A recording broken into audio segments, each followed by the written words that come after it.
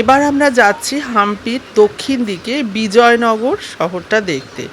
এই যে দেখতে পাচ্ছ এই ছবিটা, বিজয়নগরের সমস্ত ধ্বংসস্তূপগুলো রয়েছে, কিছু কিছু জিনিস এখনও ঠিক রয়েছে। এখানে স্টোন চ্যারিয়েট ও মিউজিক্যাল পিলারটাও রয়েছে।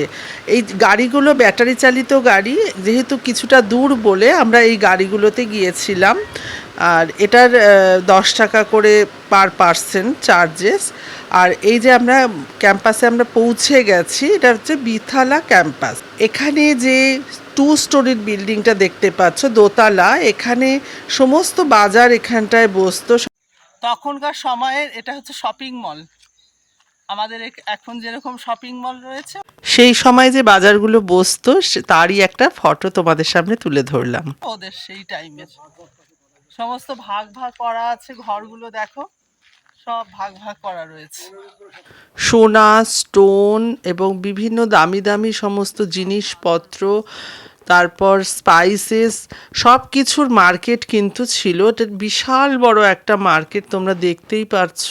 সমস্ত পাথর দিয়ে সব খোপ খোপ টাইপ করা রয়েছে, মানে এক একটা দোকান এভাবে বসতো।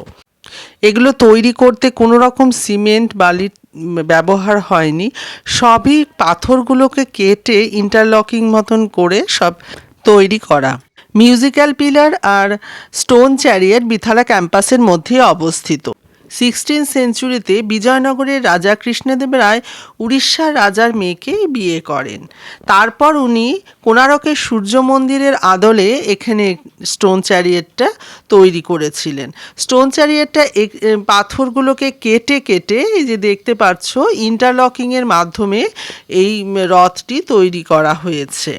এখানে সামনে দুটো ঘোড়া ছিল, এখন সেই ঘোড়াগুলো নেই, হাতিগুলো রাখা হয়েছে, তবে সেটাও ভাঙা। আর 50 টাকার নোটের মধ্যে কিন্তু এই স্টোন চ্যারিয়েটের ছবিটাই রয়েছে। এখানে মিউজিক্যাল পিলারও রয়েছে, পিলারগুলোতে কাঠ দিয়ে আঘাত করলে নানান রকম সুর ধ্বনিত হতো।